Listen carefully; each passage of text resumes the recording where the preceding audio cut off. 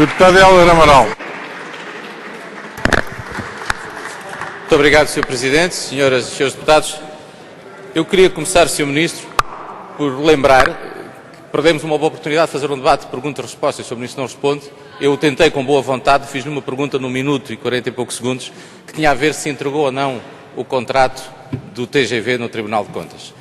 Vi que não responde e espero que possa vir a responder, aliás, juntando a minha pergunta à pergunta feita pela bancada do PSD, e isso levou-me a que faça, a partir de agora, a resposta é simples. Eu, de facto, quando não sei, eu, humildemente pergunto e tento saber o que se passa. E esperava uma resposta tão simples como sim ou não, com estas avaliações e com estas consequências. Sr. Ministro, de resto, eu gostava de poder agora passar à minha intervenção e dizer, Sr. Ministro, que de facto nós não podemos ter o melhor de todos em todo o lado. É verdade. Mas também não podemos ter linhas ferroviárias ou um sistema de transportes ferroviários muito abaixo da média europeia e quase todos eles, como ficou visto hoje no debate, ou com dificuldade de circulação, ou encerrar, ou com projetos adiados. E, portanto, também não podemos ficar por aqui. E, de facto, foi constrangedor ver que dos 14 minutos da intervenção inicial do Sr. Ministro, em que estávamos todos à espera de assistir a um conjunto e uma visão sistémica, global, integrada do transporte ferroviário no país, as únicas palmas que conseguiu obter foi quando falou numa linha de Bombel. Ou seja, faltou, de facto, conteúdo, faltou obra nova, faltou projetos ambiciosos, faltou, de facto, falar naquilo que importa. Porque eu acho que andamos há muito tempo a falar de infraestruturas e eu acho que falamos pouco de transportes. Então, de caminho de ferro, falamos muito pouco. E hoje perdemos uma boa oportunidade, de uma vez por todas, na Assembleia da República, discutirmos seriamente aquilo que é o plano de transportes ferroviários do país. Eu gostava de sair hoje daqui, Sr. Ministro, sabendo qual é a capacidade instalada que temos hoje, como é que podemos, com pouco investimento esse às vezes de pouca dimensão, mas com efeito na economia local de elevada importância, qual é essa avaliação? O que é verdadeiramente o serviço público? O que é serviço de caminho de ferro competitivo, que possa ter em conta a eficácia, a qualidade, a competitividade, que possa ter bom preço e que possa até potenciar aquilo que foi também uma pecha vista aqui, que são a gestão deficitária das empresas. Nada disso se conseguiu descobrir, nada disso se conseguiu analisar hoje no debate. Nem tão pouco aquilo que era uma bandeira deste Governo, que era a eficiência energética, que de facto o caminho de ferro tem um papel decisivo nessa matéria, nem tão pouco aquilo que também aparece muitas vezes no discurso e muito pouco na prática, que é a coesão territorial. Tudo isso era possível de ser feito se tivéssemos nós, de facto, uma visão sistémica e integrada dos transportes. E a ligação, até a ligação, Sr. Deputado Luís Gonelha e Sr. Ministro, falar no Portugal logístico, às vezes o Sr. Ministro que apela à seriedade e não à demagogia. Sr. Ministro, mas o que há de Portugal logístico para além de PowerPoints, documentos a cores, muito. Há, de facto, algo que cada vez que se concretiza mostra os seus resultados. É verdade que foi feita a ligação ao Porto de Aveiro. Consequência, o Porto de Aveiro teve, em 2010, o melhor resultado de sempre. É verdade, fundamental fazer a ligação aos portos. Mas o que há de concreto na ligação aos portos? A Figueira da Foz, com a linha do Oeste. Pelos vistos não existe. E, portanto, era bom às vezes, de facto, pegar em algumas coisas e ter em conta. Porque, de facto, Sr. Ministro, eu se pegar aqui no plano de atividades de orçamento da CP, o que vem aqui nos ajustamentos, que para Vossa Excelência ajustamentos não é despedimentos, mas para a CP é despedimentos. Vem aqui claramente falar em despedimentos. Vossa Excelência chama-lhe ajustamentos. Na síntese de ações, Sr. Ministro, suprir a oferta de serviço regional, suprir 4 circulações diárias, suprir uma circulação entre Entroncamento e Coimbra, suprir. É o que está no plano de atividade para 2011.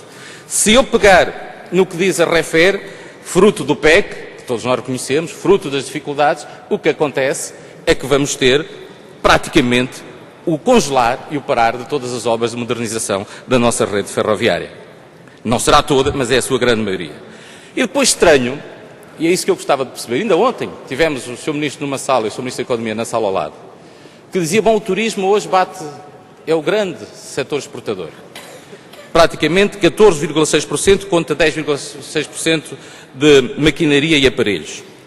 Pois não é que o próprio turismo interno cresceu 4,3%, ou seja, os portugueses fizeram o seu papel, abraçaram o repto, faça férias cá dentro, mas quando olhamos para aquelas redes ferroviárias com interesse turístico e económico, nomeadamente estou a falar da linha do Oeste, estou a falar até porventura de alguns metros. Olhe, por exemplo, o metro da Trofa ou o metro de Mondego, em que se diz vai avançar. Pois, mas a realidade é que tiraram as linhas e não há comboios nem há metro. Essa é a realidade. E eu olho para um potencial turístico, como a linha do Oeste, e o que o Governo faz é, primeiro, não cumpre com aquilo que era um compromisso da compensação por o facto do aeroporto não se localizar na OTA. E depois reconhecendo uma linha que tem população, tem investimentos turísticos, tipo os hoteleiros, que são considerados inclusivamente projeto de interesse nacional, os tais PINs, e o que o Governo faz é atirar para as calendas ou não ligar nenhuma a esta linha. Ela pode ser rentável, o que é que talvez seja necessário? Adequar a oferta do caminho de ferro à procura e às necessidades da população local e das empresas e do tecido empresarial e do turismo. Talvez seja esse trabalho que falta fazer, não disse nada sobre essa matéria. Muito bem. E dizer, Sr. Ministro, que o Sr. Ministro diz da comunicação social, bom, eu quero privatizar. Sr. Ministro, como deve calcular, eu fico sempre descansado quando o Governo diz que quer privatizar. Fico logo com a sensação que algo vai melhorar. Mas até para descansar o desconforto, quer do Partido Comunista Português, quer do Bloco de Esquerda, e para nos dar uma grande oportunidade de fazer mais uma interpelação, o Sr. Ministro gostava alguma coisa de dizer quais e em que circunstância? Ou ainda vai pensar e não sabe exatamente, e será um pouco a pedido ou um pouco ao sabor da espuma dos dias? Valia a pena sairmos de hoje aqui e dizer o que se quer para privatizar são estas linhas, o serviço público são outras linhas, era fácil e há de facto grupos de trabalho, perspectivas para tudo isso. E dizer, Sr. Ministro, que de facto nós também não temos, para concluir, que inventar nada. Não precisamos de inventar. Se nós tivéssemos, como fazemos tantas vezes, nem sempre aos bons exemplos, que ainda onde o Sr. Ministro dizia, bom, há variáveis quanto ao preço de transportes que eu não controlo, que são os preços dos combustíveis. É verdade que não, mas como ontem tive a oportunidade de ver, o próprio Ministro do Comércio Espanhol, ou o próprio Ministério do Interior, ou até os estudos da Autoridade da Concorrência dizem que, enfim, o preço da gasolina, por exemplo, até é mais barato em Portugal que em Espanha, sem impostos. E, portanto, há aqui uma grande componente do Governo. Aliás, o Governo nessa matéria é onde demonstra níveis de competência acima da média, quando se trata de cobrar. Porque o Sr. Ministro diz que os portos são importantes, mas a partir de 1 de janeiro mais 30% de taxas dos portos. E, portanto, onde qualquer setor que ponha a cabeça de fora, qualquer setor que tenha rentabilidade, aí vem o Governo avançar com mais uma cobrança de impostos. Sr. Ministro, não tem que inventar nada. É verdade, Sr. Secretário de Estado, é verdade. A partir de 1 de janeiro já se paga mais 30% de taxas portuárias. O Sr. Secretário de Estado pode confirmar isso. Dizer que não precisa de inventar nada, Sr. Tem um exemplo aqui ao lado, já que fala tanto quando fala de alta velocidade de Espanha. Espanha tem um plano integrado de transportes, 2005-2020. Reparou? Longo prazo, pensado. E pensado como? Pensado, Sr. Ministro, com coisas tão simples. Definir exatamente quais são as linhas estratégicas, definir qual é a eficiência que quer para as linhas, definir a melhoria da qualidade, a fiabilidade, os horários, a adequação entre a oferta e a procura e definir, obviamente, o preço. Porque eu acredito, e o CDS acredita, que nós temos que fazer qualquer coisa pelo caminho de ferro português. Podemos e devemos oferecer com rentabilidade um conjunto de serviços de transportes ferroviários. Porque não podemos continuar a investir mais nas autoestradas. Não podemos continuar a gastar o que não temos numa rede de autoestradas. Nós temos que complementar as várias modalidades de transportes. O caminho de ferro em Portugal pode ter um futuro, até nas linhas turísticas, como a do Tua, que o Sr. Ministro recusa falar. Nós vendemos material circulante para a Argentina, para o Peru.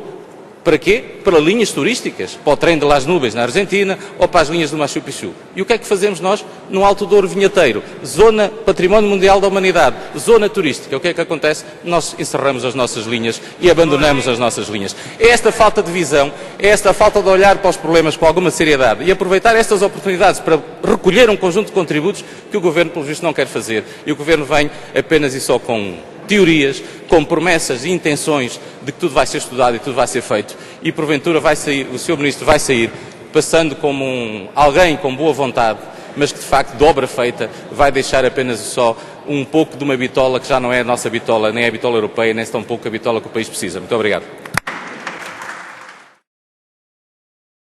Sr. Deputada Rita Calvário. Muito obrigada, Sr. Presidente, Senhores Membros do Governo, Senhoras e Senhores Deputados. É verdade que a política do desastre em relação à ferrovia tem 2 décadas, mas também é verdade que as políticas deste Governo e do Partido Socialista estão a dar um forte contributo para este desastre e para igualar tudo aquilo que foram as políticas dos governos do PS em termos do encerramento de linhas, da supressão de horários e também da entrega à gestão privada da ferrovia. O Sr. Ministro vem-nos dizer que os privados têm uma gestão mais eficiente. Eu recomendo ao Sr. Ministro para olhar bem para o caso da Fertagos, olhar também bem para o caso da Inglaterra, que decidiu entregar aos privados a gestão da ferrovia e ver os resultados que isso teve. Os resultados foram preços mais caros para os utentes, para as populações, preços mais caros para as contas públicas, pelas indenizações que são pagas pelo serviço público e também pior serviço público de transporte para as populações. O Sr. Ministro também aquilo que nos trouxe aqui foi dizer para as populações do interior que elas não têm direito ao comboio, que não têm direito à ferrovia, que os impostos que pagam não servem para terem transportes de qualidade e para ter uma mobilidade sustentável. É isto que o Governo entende como coesão social e territorial? E dou-lhe um exemplo, Sr. Ministro. A linha do Tua tem sido uma marca da irresponsabilidade dos sucessivos governos. Note-se que foi no governo Cavaco Silva que se fechou metade desta linha, perdendo-se a ligação a Bragança, e agora, para ceder aos interesses da EDP, para construir uma barragem, encerra-se a ligação ao Douro, à rede ferroviária nacional e ao litoral. Portanto, aquilo que este Governo tem a dizer às populações transmontanas é mais interioridade, mais isolamento. Fiquem no vosso canto, o país não quer saber de vocês. A linha do Tua, ao longo dos anos, teve muito desinvestimento, uma linha envelhecida, com maus horários, com péssimo conforto.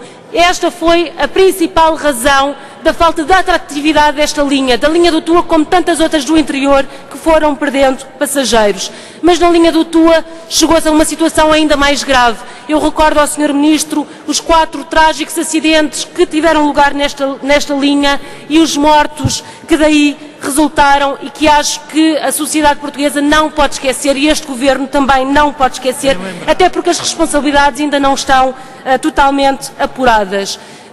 Sr. Ministro, a linha do Tua, mais do que uma linha ferroviária, é também um património histórico e cultural com mais de 120 anos de história. É uma linha que dá acesso a paisagens únicas no património da humanidade e é isto que confere o potencial turístico a esta zona e a esta região que precisa de se desenvolver. Mas perde a região no seu potencial turístico de desenvolvimento e perdem também as populações porque perdem um serviço público de transportes. O Sr. Ministro diz que para estas populações servem bem os autocarros. O Sr. Ministro também conhece certamente o parecer que a TSP fez relativamente ao serviço rodoviário como alternativa à linha do Tua e a CP é muito clara em dizer que este é pior em termos de conforto, em termos de tempo de viagem e que é desinteressante para as populações. Ou seja, para estas zonas o que o Governo está a dizer é para as populações se irem embora, para estas zonas ficarem cada vez mais desertificadas. E, Sr. Ministro, quem é que garante este serviço público de transporte rodoviário? Na parte submersa da linha, quem é que vai garantir este serviço? Quem é que paga? Será a EDP durante os 75 anos de concessão da barragem de Foz Tua? É que ninguém sabe responder a isto, Sr. Ministro. Qual é a alternativa para as populações? E para as outras populações, qual é a alternativa que têm? Nós já sabemos que a Refer e a CP não querem ficar com o resto da linha porque ela é desinteressante, porque ela fica desligada da rede ferroviária nacional. Então qual é a alternativa para estas populações, Sr. Ministro? Para o Bloco de Esquerda é um erro construir esta barragem, é um erro encerrar esta linha. E eu gostaria de saber o que é que o Sr. Ministro tem a dizer às populações transmontanas que vão perder os seus direitos ao transporte e à mobilidade e o que é que tem a dizer aos mais de 4.500 peticionários que nesta Assembleia da República reivindicam uma linha do Tua de qualidade e que sirva aos interesses das populações.